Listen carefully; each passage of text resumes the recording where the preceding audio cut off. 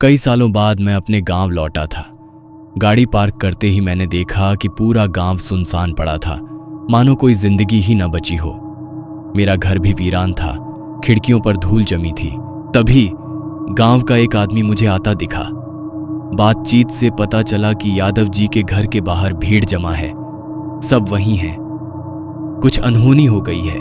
हम दोनों जल्दी जल्दी यादव जी के घर की ओर चल पड़े। वहां पहुंचते ही मेरे रोंगटे खड़े हो गए। सीमा, जो हाल ही में शादी होकर गांव आई थी, रसोई में बैठी थी। वो कच्चा आटा, कटी हुई सब्जियां और यहां तक कि कच्चा मांस भी निगल रही थी। उसकी आंखें नहीं थीं, उनकी जगह गहरे काले गड्ढे थे जो देखने वाले को जैसे निगल लेना चाहते थे। गांव वाले डर से कांप रहे थे। किसी की हिम्मत नहीं हो रही थी कि उसे छुए या कुछ कहे। गांव वालों ने फैसला किया कि तांत्रिक को बुलाया जाए। कुछ घंटों बाद एक बूढ़ा तांत्रिक आया जिसके चेहरे पर गहरी सिलवटें थीं। जैसे ही वो सीमा के पास पहुंचा, एक सड़ी हुई बदबू हवा में फैल गई, जैसे कोई इंसान जल रहा हो। तांत्रिक ने अपनी विधि शुरू कर दी। अचानक लाल रंग की ज्वाला दिए से भड़कने लगी और देखते ही देखते सीमा तांत्रिक ने बनाए घेरे में प्रवेश कर गई।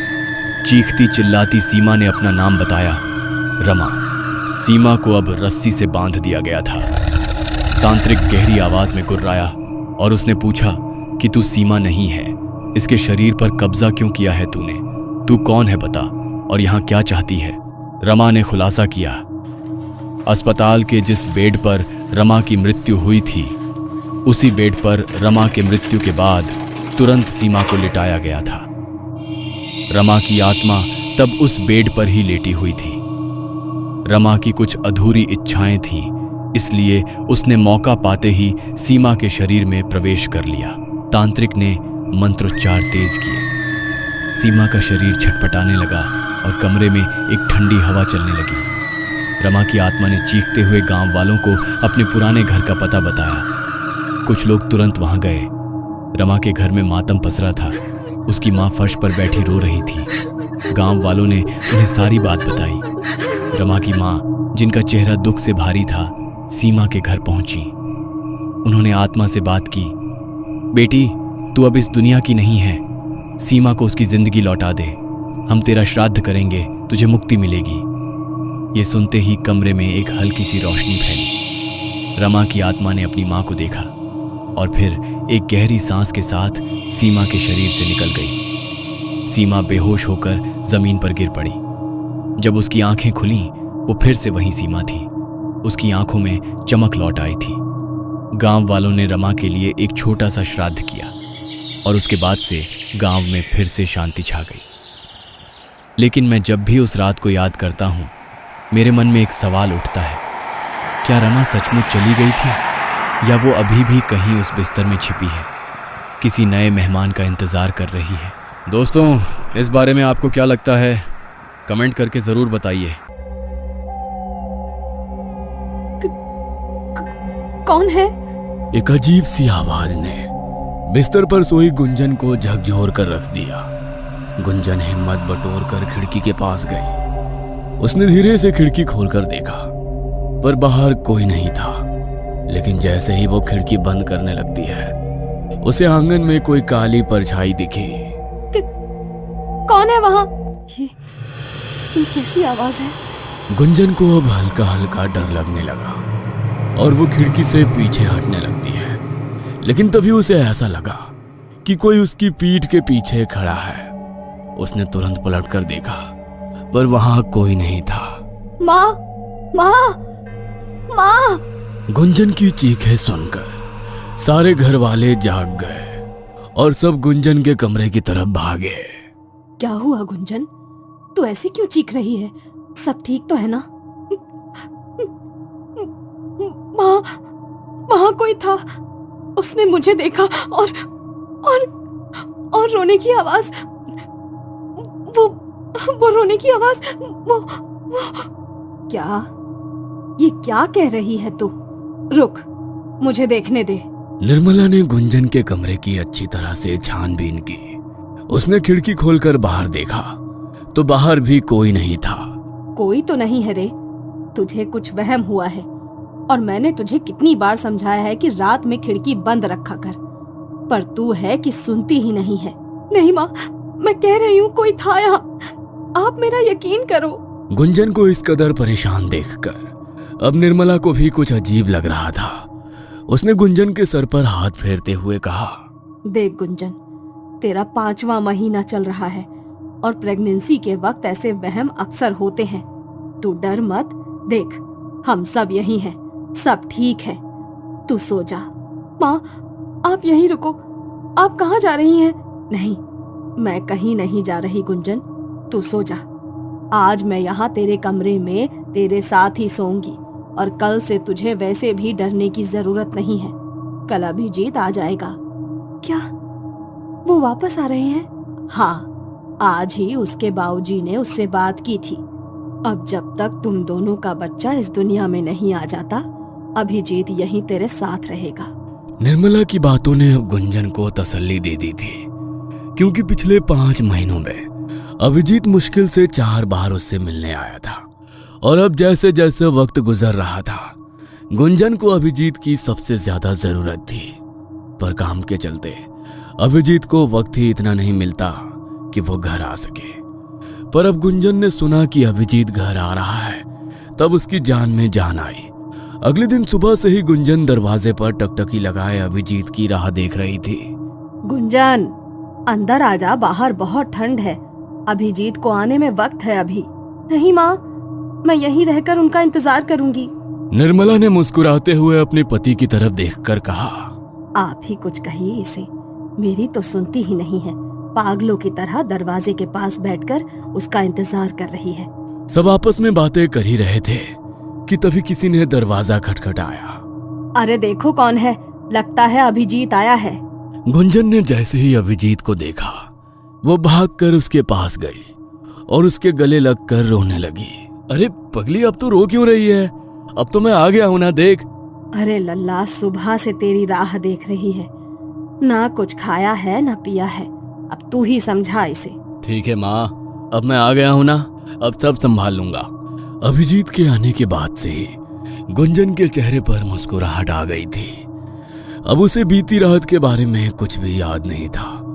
और अब सारा दिन अच्छे से बिताने के बाद फिर रात हो गई। अभिजीत और गुंजन सोने चले गए थे और रात का वही कुछ 12 बज रहा था।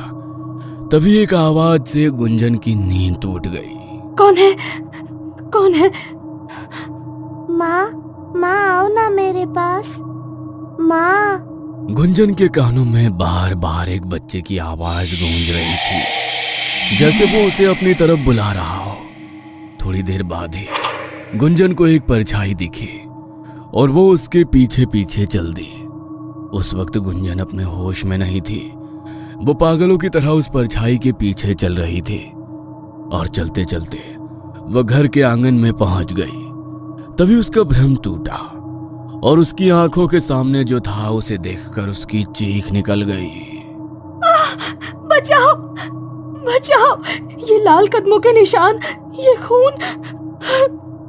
चीखते चीखते गुंजन वहीं आंगन में बेहोश होकर गिर गई। जब सारे घर वाले बाहर आए और उन्होंने इस तरह गुंजन को बेहोश पड़े देखा तो सब हैरान रह गए। गुंजन, उठो, क्या हुआ तुम्हें? उठो गुंजन। लल्ला, तू तो उसके साथ ही सोया था ना, फिर ये यहाँ कैसे? मुझे नहीं मालूम माँ, गुंजन बाहर कब आई? मैं तो सोया हुआ था। अब छोड़िए ये सब, पहले इसको अंदर ले चलते हैं। सब गुंजन को कमरे में लाकर उसे होश में लाने की कोशिश करने लगे। थोड़ी देर बाद जब गुंजन को होश आया तो फिर वो उन्हीं लाल कदमों के निशान के बारे में बात कर रही थी। वो लाल निशान, वो खून, वो बच्चा। क्या कह रही हो गुंजन? कौन सा बच्चा, कौन से कदमों के निशान? कुछ नहीं है यहाँ। और तुम इतनी रात गए आंगन में क्या करने गई थी? मैं वो बच्चा। कौन सा बच्चा गुंजन? अपने घर में कोई बच्चा नहीं है। मैं आप लोगों से कह रही हूँ ना, यहाँ एक बच्चा था और वो लाल कदमों के निशान, वो खून। रुकिए, आप सबको मुझ पर यकीन नहीं है ना? मैं अभी दिखाती हूँ। गुंजन भागी भागी आंगन की तरफ गई और जमीन की ओर इशारा करने लगी।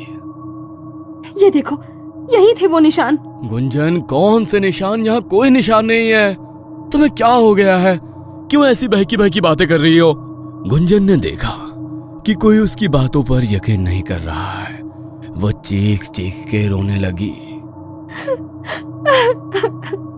आप सबको लग रहा है कि मैं झूठ बोल रही हूँ। माँ, माँ आप तो मेरा यकीन करो, वो बच्चा यही था और वो निशान भी। बेटा, ऐसा नहीं है कि हम तुझ पर यकीन नहीं कर रहे, पर बेटा यकीन करने के लिए कुछ होना तो चाहिए। तो खुद देख, यहाँ कोई निशान नहीं है, कोई बच्चा नहीं है। मेरी बात मान, तुझे आराम की जरूरत है। आजा, सो जा चलकर। नहीं, मुझे कहीं नहीं जाना। जब तक आप लोग मेरी बात नहीं मान लेते, मुझे कहीं नहीं जाना। ये क्या पागलपन है गुंजन? बच्चों जैसी जिद मत करो और चलो यहाँ से। सब गुंजन को अंदर ले जाने की कोशिश कर ही रहे थे, तभी अचानक उसके पेट में तेज दर्द होने लगा। 5 महीने की प्रेग्नेंट गुंजन का पेट अब अच्छा खासा फूल गया था और समझ में भी आने लगा था। अचानक गुंजन को महसूस होने लगा जैसे उसके पेट में कोई हलचल हो रही हो।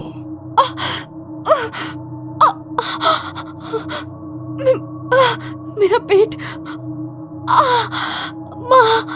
माँ ये दर्द। देख, मैंने कहा था तुझसे, तेरी तबीयत बिगड़ जाएगी। अब बात मान ले गुंजन, अंदर चल और आराम कर, चल। निर्मला और अभिजीत जैसे तैसे गुंजन को कमरे में लाए, उसे दवाई दी और थोड़ी देर में ही गुंजन सो गई। अभिजीत बाहर आया और निर्मला से सवाल करने लगा, कब से हो रहा है ये सब? क्या बताऊं लल्ला, यही कुछ 15 दिन पहले से ही बहू ऐसी अजीब सी हरकतें कर रही है। कभी आधी रात में उठकर कहती है कोई बच्चा है, कोई बुला रहा है, तो कभी नींद में चलते चलते छत तक चली जाती है। आपने डॉक्टर से बात की? नहीं लल्ला, 4 महीने के बाद ऐसा सब होता है गर्भवती औरतों के साथ। हमें लगा 1-2 दिन के बाद सब सही हो जाएगा, पर अब जब पानी सर के ऊपर जाने लगा तो तेरे बाबूजी ने तुझे बुलाया। आप लोग ये बात मुझे अब बता रहे हैं? ठीक है, अब जो हो गया सो हो गया, पर कल सबसे पहले हम गुंजन को डॉक्टर के पास लेकर जाएंगे। अभिजीत ने ठान लिया था कि अब वो गुंजन के साथ जो भी हो रहा है उसे ठीक करके रहेगा। उसे लग रहा था डॉक्टर के पास जाने से सब ठीक हो जाएगा, पर वो ये नहीं जानता था कि ये दलदल है। और अब सिर्फ गुंजन ही नहीं, बल्कि भीलवाड़ा की हर गर्भवती औरत इस दलदल में फंस चुकी थी। कौन सा तूफान कब भीलवाड़ा पर आने वाला था, ये तो वक्त ही बताएगा। रात के हंगामे के बाद अब सुबह सब ठीक था, सब चैन की नींद में थे। तभी एक आवाज ने हर किसी की धड़कनें रोक दी। माँ, बाबूजी, अभी आओ, जल्दी आओ। ये सब देखो, ये क्या हुआ? जल्दी आओ सब, मेरा बच्चा। सब दौड़ते हुए गुंजन के कमरे में गए और उन्होंने वहां जो देखा, उसे देखने के बाद सबकी आंखें फटी की फटी रह गईं। गुंजन, ये तेरे पेट को क्या हुआ?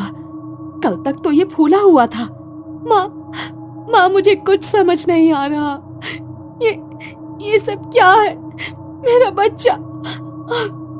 माँ, मैंने कहा था आप लोगों से, कुछ तो ठीक नहीं हो रहा है, पर आपने मेरी बात नहीं मानी। अब देखिए, ये सब क्या हो गया।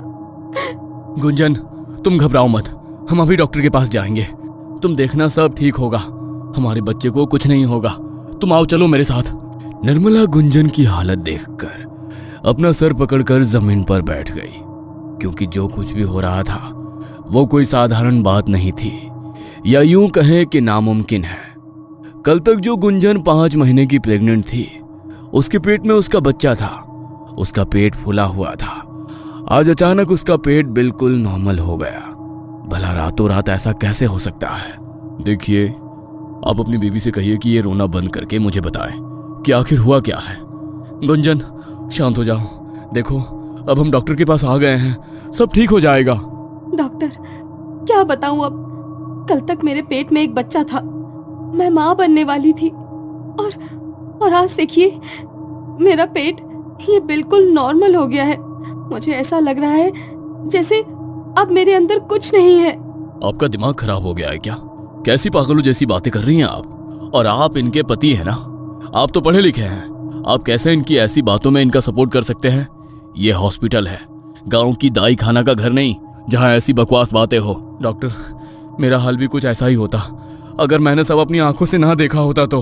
अभिजीत ने गुंजन की सारी रिपोर्ट्स डॉक्टर के सामने रख दी और जिन्हें देखने के बाद डॉक्टर के मुंह से बस एक ही बात निकली, ये नामुमकिन है, नहीं, ये नहीं हो सकता।